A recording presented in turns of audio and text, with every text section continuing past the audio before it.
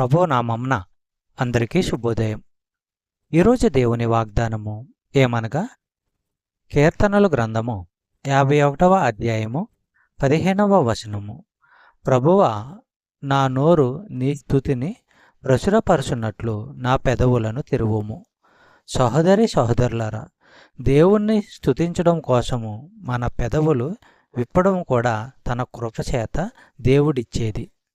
రోమీలకు రాసిన పత్రిక 3వ అధ్యాయము 19వ వచనము మనము పరిశీలించినట్లయితే, ప్రతి నోరు మూయబడినట్లును సర్వలోకము దేవుని శిక్షకు పాత్రమగునట్లును ధర్మశాస్త్రము చెప్పుచున్న వాటినన్నిటినీ ధర్మశాస్త్రమునకు లోనైన వారితో చెప్పుచున్నదని ఎరుగుదుము.